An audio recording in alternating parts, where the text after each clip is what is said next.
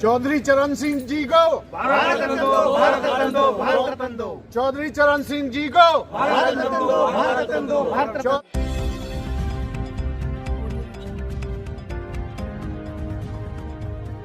नमस्कार साथियों, मैं मनोज सुराजी स्वागत करता हूं आपका मिनी संसद के मंच पे।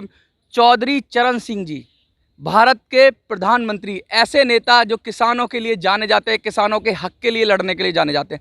मैं बता दूं कि चौधरी चरण सिंह जी का इतिहास कोई छोटा इतिहास नहीं है। वो बात चाहे गांधीवादी आंदोलन की रही हो, नमक आंदोलन की रही हो, सविनय अवज्ञा आंदोलन की रही हो, चौधरी चरण सिंह जी का नाम हर जगह मिलेगा आपको।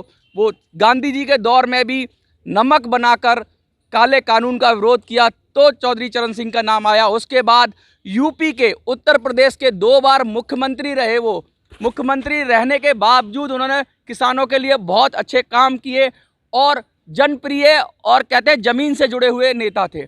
चौधरी चरण सिंह जी के नाम पर आज लोगों ने बहुत सारी राजनीति होती है, लेकिन असल में जो वो करते थे किसानों के हित की बात, वैसा नेता अब तक कोई और भारत में मुझे लगता है कि पैदा नहीं हुआ। चौधरी चरण सिंह की बात करूं तो भारत के गृह मंत्री भी रहे थे। वो जब गृह मंत्री रहे थे तो उन्होंने मंडल और अल्पसंख्यक आयोग की स्थापना की थी। वो थे चौधरी चरण सिंह जिन्होंने तब सोचा था मंडल और अल्पसंख्यक आयोग के बारे में, तब इसका नाम भी नहीं सुनाई देता था। चौधरी चरण सिंह भारत के प्रधानमंत्री रहे। चौधरी चरण सिंह की छवि बेदाग नेता की रही, किसान नेता की रही, और इतना सब कुछ होने के बावजूद भारत रत्न के लिए आज लोगों को अगर जंतर मंतर पर आना पड़े तो बड़े शर्म की बात है। सर, किसानों की ताकत को देश ने देखा। जब किसान के खिलाफ 3 बिल लाए गए तो किसानों ने अपनी शक्ति को दिखाया। किसान चाहें तो कुछ भी कर सकते हैं। क्यों कमज़ोर हो जाते हैं भारत रत्न के नाम पे? पॉलिटिशियंस को मिल जाता है, ऐसे लोगों को भी मिल गया है जो चौधरी चरण सिंह जी के सामने उनका व्यक्तित्व तो नहीं होगा।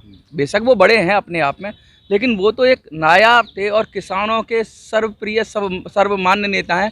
किसान घाट के नाम से समाधि भी है, यहाँ तक है। उसके बाद भी इस देश में जहाँ सारी अर्थव्यवस्था पहले किसानी पर ही निर्भर करती थी, अभी तो खैर इंडस्ट्रियलाइजेशन हो गया, लेकिन बहुत सारे लोगों की जीविका, लाइवलीहुड किसानी पर ही निर्भर करती है। उस देश में किसानों के नेता को भारत रत्न ना मिले, कहना पड़े, बड़े शर्म की बात है। क्या लगता है आपको? देखिए, हमें शर्म तो आनी नहीं चाहिए इस बात पे कि उनको रत्न नहीं मिलना चाहिए। रत्न तो पहले से ही हैं, वो भारत के रत्न हैं, और उनके नाम पर किसान घाट पे ये बात बिल्कुल 100% बात कही है। एक बार ताली बजा दीजिए। वो रत्न हैं, उनको कोई सम्मान, जैसे गांधी को नोबेल नहीं मिला तो नोबेल को परेशानी है कि क्यों गांधी को नोबेल प्राइज नहीं मिला। इसी तरह भारत रत्न अगर नहीं चरण सिंह जी को मिल रहा है तो उनके सम्मान में कोई फर्क नहीं पड़ रहा। ये भारत रत्न को सम्मान होगा कि वो उनको मिल जाए। हाँ, तो हमारी सरकार से मांग है कि किसान नेता के नाते, और जिन्होंने गरीब मजदूर और कमेरा के लेकर पूरे भारतवर्ष में वो एक समाज के नेता नहीं थे, वो अनेक समाज के नेता थे, और उन्होंने अपने रहते हुए ऐसे ऐसे कानून बनाए जो आज भी मैं ऐसे कानून में मानता हूँ। जब पुलिस विभाग, वो मुख्यमंत्री थे और गृह मंत्री थे, तो उन्होंने दिल्ली पुलिस में ऐसा ही कानून बनाया था कि आज भी दिल्ली पुलिस के उनको सलाम करते हैं। और मैं जब भी मैं राष्ट्रीय लोकदल का प्रदेश महासचिव हूँ, और मैं पिछले कई सालों से किसान घाट जाते रहे हैं, और वहाँ हमने लगातार इस मांग को उठाया है। और हमारी मांग हमेशा यही रही है कि भाई किसान नेता रहे, रत्न है हमारे लिए। तो रत्न के भांति उन्होंने देश के अंदर अपने सिर्फ एक पार्टी के नहीं है, कुछ लोगों के नहीं है, पूरे देश के थे वो। और उन्होंने वहाँ से बैठकर किसान नेता होते हुए कई रत्नों को उनको पैदा किया। कई नेताओं को उन्होंने अपने साथ पैदा किया। उन नेताओं ने देश में नाम भी किया, और चौधरी चरण एक विरासत थी। उस विरासत को आज राष्ट्रीय लोकदल के आगे लेते चल रहे हैं। और माननीय जयंत चौधरी युवा नेता हमारे, वो उनके नेतृत्व में राष्ट्रीय लोग आगे बढ़ रहा है, उनकी नीतियों को लेते हुए साथ चल रहे हैं। और हमारी जो मांग है, ये जेन्युइन मांग है, हमारी सरकार से मांग है, इसे तुरंत किया जाए। सर, ये जो विरासत की बात कर रहे हैं, थोड़ा सा आगे आ जाएंगे। सर, ये जो विरासत की बात कर रहे हैं, जो हमारी विरासत है, जो एक हमें जिस पे गर्व होना चाहिए, उसको भुला क्यों रहे हैं लोग, या सरकारें उसकी उपेक्षा क्यों कर रही हैं?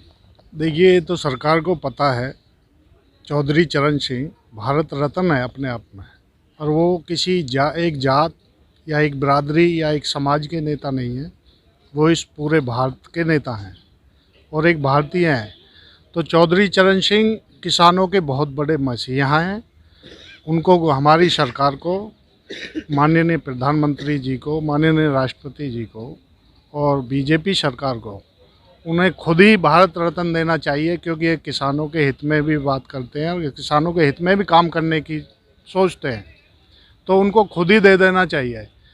उनके पास कभी जब किसान आता था, जब वो दिल्ली में अपनी कोठी में रहते थे, जब प्रधानमंत्री थे, तो वो किसानों से एक बात कहते थे, मेरा शरीर यहाँ है लेकिन मेरी जो आत्मा है वो उस खेत पे है जिस पे मेरा भाई किसान पानी बढ़ा रहा है, ऐसी कड़ाके की ठंड में खड़ा हुआ है, अपने ये देश के लिए अनाज पैदा कर रहा है जो पूरे देश का पेट भरता है।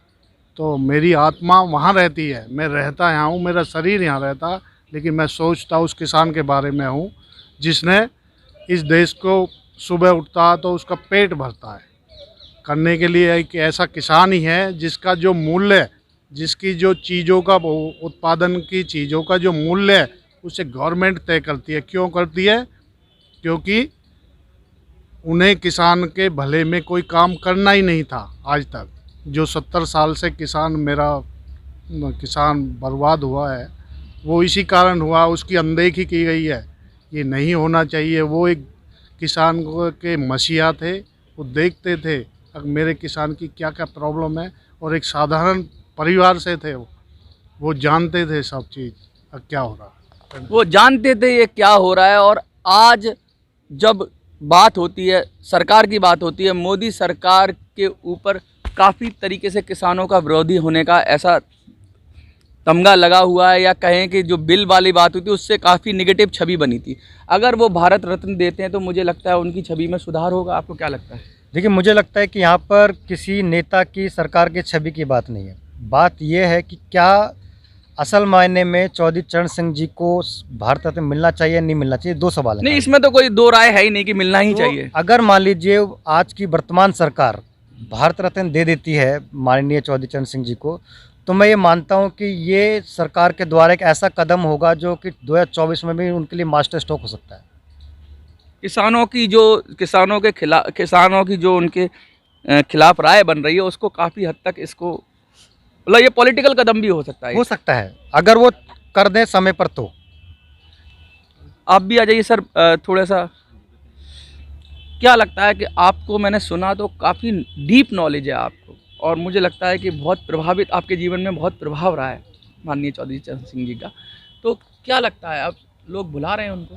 देखिए, मेरे जीवन में माननीय चौधरी चरण सिंह जी का जो प्रभाव है उससे पहले किसानों का प्रभाव है, बहुत ज़्यादा प्रभाव है। और जो किसानों से जुड़ाव महसूस करेगा वो चौधरी चरण सिंह जी के जीवन से भी जुड़ाव अपने आप महसूस करेगा। आप ये समझ लीजिए, हम कहते हैं कि ये किसानों के लिए क्यों करें, किसान क्या होते हैं, तो उनका नारा था कि भारत की समृद्धि का रास्ता जो है वो खेत और खलिहानों से होके जाता है, और किसान सबसे ज़्यादा लोकप्रिय, कहते हैं ना कि जैसे कौन सा नारा था ना, एक जय जवान जय किसान, तो वो जो नारा सबसे ज़्यादा लाल बहादुर शास्त्री जी का, हाँ, आज तक के इतिहास का सबसे, भारतीय इतिहास में सबसे फेमस नारा ये है। और किसान वो है जो कि जीवन पैदा करता है। आप हम सब यहाँ खड़े हैं ना, हम कुछ भी पहन ले जीवित नहीं रह सकते जब तक कि किसान का उगाया कुछ ना कुछ ना खा लें। तो किसान वो है जो कि जीवन बांटता है, खून पसीना लगाता है खेतों में, महीनों तक लगाता है, और उसके बाद वो जीवन बांटता है। और उनको ज़मींदारी प्रथा से मुक्त कराने वाला वो जो नेता है, मेरे ख्याल से यही सबसे बड़ा कारण है उनसे जुड़ाव होने का, और उनको भारत रत्न दिया जाए। भारत रत्न है वो, जैसा कि इन्होंने कहा, और ये पॉलिटिकल इशू बिल्कुल नहीं है, ना तो इसको किसी को कोई फ़ायदा होगा ना कोई नुकसान होगा, क्योंकि वो तो ऑलरेडी प्रधानमंत्री रहे हुए हैं। तो ये भारत रत्न मिले, हम यहीं तक हमारी अपने आप में बहुत बड़ी हस्ती हैं। भारत के इतिहास में, स्वतंत्रता के इतिहास में मील का पत्थर हैं। स्वतंत्रता के इतिहास में के आसमान में चमकता हुआ ध्रुव तारा हैं चौधरी चरण सिंह, और उनको अगर सरकार भारत रत्न देती है तो सरकार उन पर एहसान नहीं कर रही, ये सरकार पर एहसान होगा कि वो अपनी साख बचा लेगी। जंतर मंतर से मिनी संसद के लिए मैं मनोज सुराजी। जय हिंद, जय भारत।